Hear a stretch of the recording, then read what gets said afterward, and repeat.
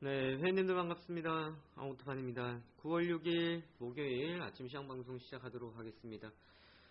저는 코스피 지수, 코스닥 지수가 막판에 급락이 나오면서 코스피가 1% 이상 급락해서 마감이 되었습니다. 급락했던 이유들, 내용들을 몇 가지로 찾아볼 수 있겠는데요. 우선적으로는 신흥국에 대한 우려감, 미중 간의 무역 분쟁에 대한 경계감들이 있었다라고 꼽아볼 수 있는 것은 아무래도 원달러 환율, 원화의 약세가 급격하게 나타났었다라는 점입니다. 그래서 원화의 약세의 흐름들을 비추어 봤을 때는 신흥국에 대한 우려감들이나 또 미중 간의 무역 분쟁이 결국 신흥국에 대한 우려를 또 높여간다라는 것에 작용했다라고 볼 수 있겠는데요. 어제 그런 막판의 흐름들이 결국 시장에서의 좀 최근 코스닥 코스피 지수가 좀 반등해오던 상황에서 좀 민감하게 반응해준 상황이었다라고 할 수 있겠습니다. 왜냐하면 이제 최근 들어서는 이제 상승했던 학습 효과에 사로잡혀 있었기 때문에 시장의 변동성이나 또한 투매 물량 나오는 것에 대해서 크게 신경 쓰지 않고 갔었는데 이제 물량이 나오다 보니까 혹시 이것도 앞으로 어떠한 우려스러운 시장이 나오지 않을까라는 경계감들이 있었던 모습들이었는데요. 어제 외국인들 쪽에서의 수급이 상당히 크게 나왔다라고 볼 수는 없습니다. 반면 기관들 쪽에서 한 2천억 원이 나왔어요. 외국인들 한 980억 정도 매도가 나왔는데 기관들 쪽에서 2천억의 매도가 나왔고 개인들은 2,400억 원 매수가 들어왔습니다. 그래서 기관들 쪽에서 금융투자를 중심으로 해서 매도 나왔던 물량들을 개인들이 이제 또 받아주는 상황들이었다라고 할 수 있겠는데요. 무역 분쟁에 대한 우려감들이나 신흥국에 대한 경계감들 이외에 또 나타났었던 것은 그때 또 바이오주도 쪽에서 최근 흐름도 좋았던 바이오주도 쪽에서 차익 물량들이 나와줬습니다. 그래서 바이오주들의 차익이 코스닥 지수를 끌어내렸던 상황들이 됐고요. 코스피 쪽에서는 삼성전자 영향이 가장 컸었다라고 할 수 있습니다. 그래서 삼성전자가 어제 코스피에서의 지수를 끌어내렸던 결정적인 역할을 해줬다라는 것은 확실시 되었다라는 건데요. 수급 쪽에 보시면 어제 외국인들은 거의 그대로였습니다. 수급은. 반면 기관들이요. 어제 삼성전자에서 매도 물량들이 좀 많이 나갔습니다. 180만 주, 190만 주 매도가 나갔었는데 이 금액 중에서 가장 많이 나간 것이 바로 금융투자였거든요. 어제 수급을 보시면 코스피에 금융투자 물량들이 많이 빠져나갔었다라는 시장의 상황들이었기 때문에 외국인들의 매도가 있으면서 나간 것이 크게 아니었다. 그래서 그 부분들을 우리가 그나마 조금 위안을 한번 삼을 수 있는 자리가 되겠고요. 그리고 어제 제가 아침 시황 방송할 때 말씀드렸던 부분이 2300포인트 정도까지는 내려올 가능성이 있다. 단기적인 라인이다라고 말씀드렸었는데 화면 보시면은 2300포인트를 무너뜨리고 2290포인트까지 왔거든요. 결국 다시 또 20일선 그러니까 2300포인트에서 2280포인트 구간의 박스였던 자리에 지금 다시 진입해 있습니다. 빠르게 이제 2300포인트 돌려 세워주느냐, 그렇게 했을 때는 최근에 흐름을 한번 쉬어가는 구간으로서 적당한 조정을 마치고 간다라고 할 수가 있겠고요. 다시금 2280포인트, 2270포인트 아래까지 내려온다 그러면 20일선 또 이탈하고 내려오기 때문에 단기적인 매물대의 압박을 좀 받을 수는 있습니다. 하지만 결론적으로 본다 그러면요, 어제 시장을 하루만 두고 우리가 판단하기엔 좀 이르기 때문에 시장의 흐름들을 조금 더 이어가면서 우리 한번 지켜봐야 되는 사항들이 있겠고요. 그리고 코스닥에서 어제도 똑같이 코스피 마찬가지 하락이 있었습니다. 그런데 코스닥의 상승폭이 더 컸었기 때문에요, 5일선 위에 있습니다. 어제 저렇게 하락을 하더라도 5일선 위에, 특히 바이오주도 쪽에서 차익 물량들이 나왔죠. 지금 바이오주 보면 그래요. 바이오주가 잘 간다, 이제 또 잘 간다 싶으니까 바이오주 쪽에 가야 되는 거 아니냐. 어제 아침 기사 내용도 큰손 개미들이 1억 이상 베팅하는 바이오주들 많이 늘어났다라고 했는데 또 급격하게 차익 나오니까 이거 바이오주 이것도 잘못된 거 아니냐, 이것도 조정이 들어가는 거 아니냐라는 이러한 경계감들도 생길 수가 있었던 상황들이었는데요.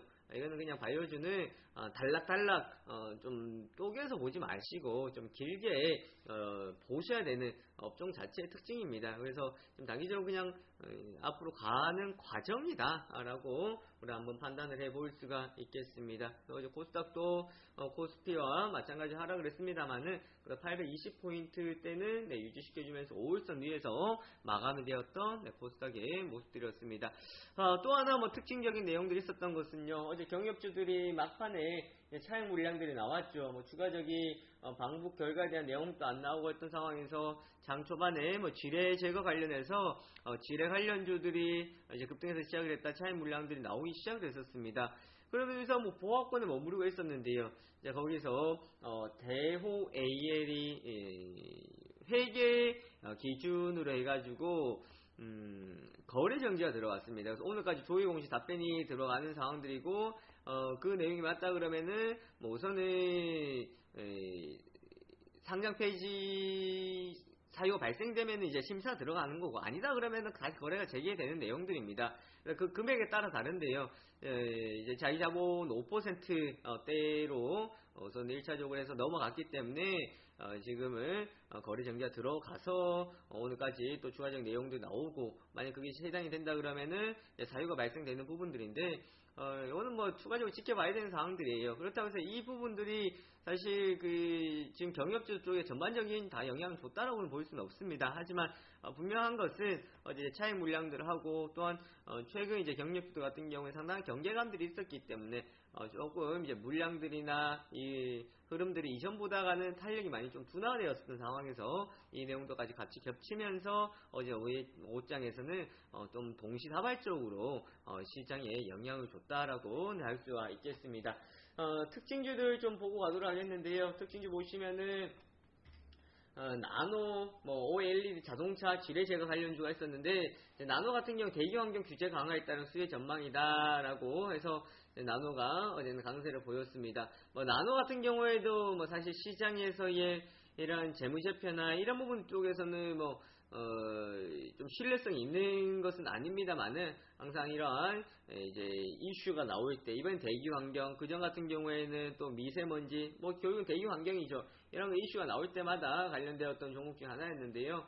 어제 같은 경우에는 기술력이 이제 부각되면서 어제 강세를 나타냈었고 최근 보시면 OLED 관련주들 쪽에서의 수급이 들어오기 시작을 하고 있다라는 부분들입니다. 자, OLED 관련주 특징이 뭐라 그랬어요? 어제 아침에 말씀드렸었죠.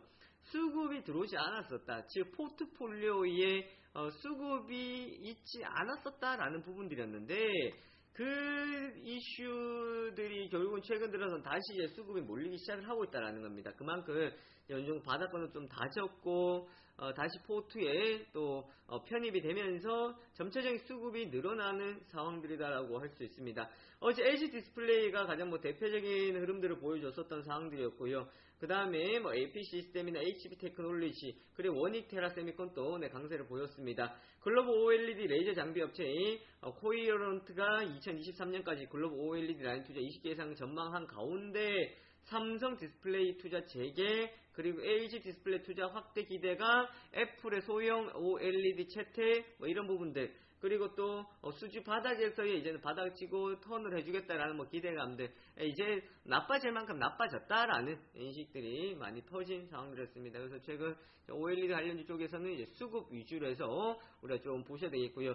내가 보고 있는 종목 아직 수급이 들어오지 않는다 그러면은 그 종목 수급 들어오고 난 뒤에 보시면 된다라는 거예요. 왜 이 내용 말씀드리냐면은 또 최근 엔터주드 쪽에서의 YG 엔터테인먼트, SM, JYP 엔터테인먼트 상당히 좋은 모습 보였습니다. 그러면서 키스트가 이제 방탄소년단 BTS 수혜주로 해가지고 이슈가 나왔습니다만은 키스트 우리가 볼 때는 SM이나 YG 엔터테인먼트, JYP 엔터에 가지 못했던 자금들이 후발주로서 키스트에 따라간다라고 우리가 그렇게 봐야 된다고 했었는데 키스트 수급을 보시면 수급들이 점차적으로 지속적으로 들어왔다가 나갔다 하는 수급의 유입들이 나오고 있는 상황들입니다. 또 이뿐만 아니었죠. 그 다음 큐브 엔터 같은 경우에도 많은 자금은 아닌데요. 점차적인 수급들이 유입되고 있는 상황들이거든요.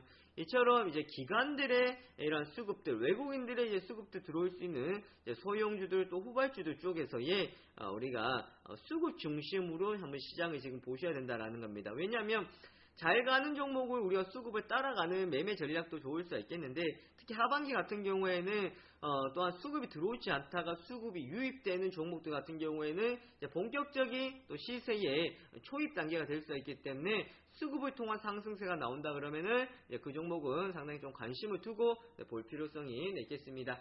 자, 어제 시가총액 상위 종목들 중에서 코스피 유일하게 상승했던 것이 현대차였다라는 거였는데, 현대차, 기아차 강세를 보였습니다. 지난 8월 미국에서 현대 기아차 판매가 전년 동기 대비해서 6% 또한 1% 증가했다라는 소식. 신차 출시와 낮은 재고로 하반기 실적 개선에 대한 기대감이다. 바닥권에 대한 인식이 퍼지면서 어제 현대, 기아차, 현대위아, 현대그룹주들 강세를 보였고, 부품주들도 강세가 같이 나타난 모습들이었습니다. 현대차는 12만 9천 원대까지 회복이 되어주는 상황이었고요. 어제 지뢰 제거 관련주들 어제 기사 내용을 통해 가지고 육군이 지뢰 제거 관련해서 앞으로 전담 기구를 구성하는 거 추진 중이다라는 소식에 뭐인지 또 DNG 평화공 관련주였던 코아스, 웰크롬, 퍼스테 등에서 관련주 장 초반에 급등해서 시작을 했다가 막판에 좀 차익 물량들이 나왔던 상황들이었습니다. 이러면 경력주들 같은 경우에는 또 자동화기기, 화폐개혁 관련주들이 또 얼마 전에 강한 흐름들이 나왔었고, 또 농업 관련주들도 나왔었고, 또 지뢰제거 관련주도 나오면서 이제는 이쪽에서도 한 번에 다 같이 움직이기보다는 업종별로, 종목별로 상당한 좀 차별화가 나타나고 있는 상황들입니다. 또 이외의 특징주 한 두 개 정도 더 보면요, 어제 샘피어하고 그 다음에 사조 해피하고 이런 관련주들이 또 강세를 보였어요. 막판에 시장이 급락을 하면서 이거는 무역 분쟁에 대한 경계감들이 있다 라는 이슈가 나오면서 또 대두 관련해서 가격 인하의 수혜를 받던 샘표, 또한 사조 해표, 그 다음 대두 관련돼서 원재료를 사용하고 있는 또 이런 종목들 쪽에 시간의 강세를 상당히 보여줬었던 상황들이었습니다. 그래서 오늘 장 초반에는 그 흐름들이 좀 이어갈 것인데요. 결국 시장에서의 움직임, 분위기에 따라서 좀 이슈가 되었던 종목 중에 하나였다라는 거 그렇게 볼 수가 있겠고요. 그 다음에 특징주는 말씀드렸다시피 삼성전자의 약세가 있었던 상황이었습니다. 그리고 또 중국 소비자 관련주 같은 경우에는 중국과 한국의 경제 관련 담당자의 만남 소식에 어제 장 초반 강세를 보여줬었고요. 자, 해외 증시 보시면 다우지수는 소폭 상승했어요. S&P는 0.3% 적당한 그냥 하락을 했습니다. 나스닥이 1.2%까지 급락을 했습니다. 이렇게 급락했던 이유, 이거 정말 무역 분쟁에 대한 우려감들이가 무역 분쟁에 대한 부분을 통해 가지고 시장이 이렇게 급락이 나왔나라고 할 수 있는데, 근데 내용을 보면은 페이스북과 트위터 경영진이 러시아 스캔들 관련 의회 증언이 시작된 가운데 기술주의 약세를 보였다. 결국은 페이스북하고 트위터의 러시아 스캔들 관련해서 급락이 나왔었던 부분들이었습니다. 전날만 해도 애플에 이어서 아마존이 시가총 1조 달러 돌파했다라고 했었는데 어제 2% 조정을 보였고요. 트위터, 넷플릭스 주가 6.1%, 6.2% 급락을 했습니다. 이것이 어제 나스닥을 끌어내렸던 결정적인 이유 중에 하나였습니다. 그래서 러시아 스캔들을 두고 이제 나스닥의 하락폭을 좀 키워갔다라고 할 수 있겠는데요. 페이스북의 최고 운영 책임자 러시아 대선 계획과 관련해 대응이 늦었다고 인정을 하면서 여기에 대한 우려감이 높아졌었던 상황들이었습니다.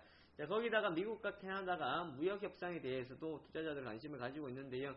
트럼프 대통령이 말했던 것처럼 캐나다 없이도 그럼 우리 멕시코하고만의 이런 무역 협정을 가도록 할 테니까 의회에서 이거 통과시켜 달라라고 이야기한 것처럼 캐나다와의 무역 분쟁에 대한 불확실성도 있고, 그리고 또 중국과의 관세도 이르면 7일 부과될 전망이다라는 건데요. 오늘 아침에 또 트럼프 대통령이 그런 이야기를 했더라고요. 우리는 아직까지 중국과의 협상할 준비가 되어 있지 않다. 지금 협상할 마음이 없다. 아주 좋은 협상안이 나온 것이 아니다 라고 이야기를 했습니다. 그 내용은 뭐예요? 우리는 지금 계속해서 잘 중국과의 협상을 진행하고 있는 과정이다. 그러나 현재로서는 아직은 적당한 합의점을 찾지는 못했다고 했습니다. 그러면은 합의점 찾지 못했기 때문에 우려감들이 있고 경계감이 있을 수도 있겠지만, 그 내용 속에 보면은 합의점을 찾아가고 있었구나라고 그렇게 해석을 해볼 수 있기 때문에 중국 간의 무역 분쟁에 대해서는 최악으로 치닫기보다는 협상의 여지를 충분히 많이 열어놓지 않았나라고 할 수 있겠습니다. 자, 주요 뉴스인데 특사단 이제 어제 저녁에 돌아왔습니다. 김정은 친서 전달했고 네, 오늘 방북 결과 발표를 하는데요. 10시 40분이라고 합니다. 오늘 오전 10시 특사단 방북성과 브리핑 예정이었는데 조금 전에 이제 나온 속보로는 10시 40분에 방북 결과 브리핑을 이제 한다고 합니다. 뭐 여기 내용에 따라서 어떤 내용들이 있는지 한번 들어보면 알 수 있을 것 같고요. 아침에 온통 뉴스나 라디오에서도 뭐 어떠한 것을 갖추고 왔느냐, 어떤 보따리 서프라이즈한 것을 풀기 위해서 지금까지 아무것도 나오지 않는 거냐, 여러 가지 추측이 있는데요. 10시 40분 보면 네, 또한 관련주들 쪽에서도 주식시장에서도 영향이 있기 때문에 한번 관심을 두고 네, 보셔야 되겠습니다. 자, 그리고 삼성 이슈가 한두 개 정도 있는데요. 삼성 폴더블 폰 11월 공개 유력하다라는 건데, 사실 우리가 지금 뭐 폴더블 폰 나온다고 해가지고 수요가 많이 늘어나고 우리가 많이 쓰겠습니까? 아니죠. 그럼 뭐예요? 우리가 먼저다 라는 것이 가장 크다라는 거예요. 우리가 먼저 출시시켰다. 우리 여기서 처음이다.